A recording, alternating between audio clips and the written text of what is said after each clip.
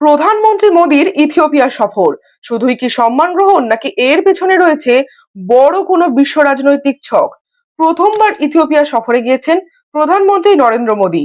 এই সফরেই দুই দেশের মধ্যে সম্পর্ক মজবুত করার পাশাপাশি বিশ্ব নেতা হিসেবে দূরদর্শী নেতৃত্বের স্বীকৃতি স্বরূপ ইথিওপিয়ার সর্বোচ্চ সম্মান the Great Honour Nishan of Ethiopia প্রদান করা হয়েছে মোদীকে। কিন্তু প্রশ্ন হলো, কেন ইথিওপিয়া?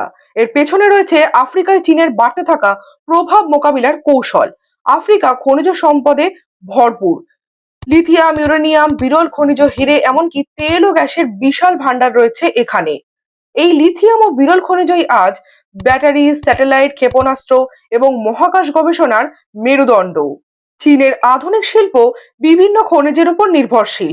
আবার এই খনিজই আফ্রিকাতে সস্তা আর সহজলভ্য। তাই দীর্ঘমেয়াদী কাঁচামাল নিরাপত্তা নিশ্চিত করতে চীনের এত আগ্রহ। আফ্রিকার প্রযুক্তি, পুঁজির ঘাটতি, দুর্বল পরিকাঠামো এবং রাজনৈতিক অস্থিরতার সুযোগ নিয়ে চীন রাস্তা, রেল, বন্দর ইত্যাদি তৈরির বিনিময়ে দীর্ঘমেয়াদী খনিজ উত্তোলনের অধিকার দখলের ছক কষছে। আর ঠিক এই প্রেক্ষাপটেই আফ্রিকায় ভারতের কূটনৈতিক পদক্ষেপ আরো গুরুত্বপূর্ণ হয়ে উঠেছে।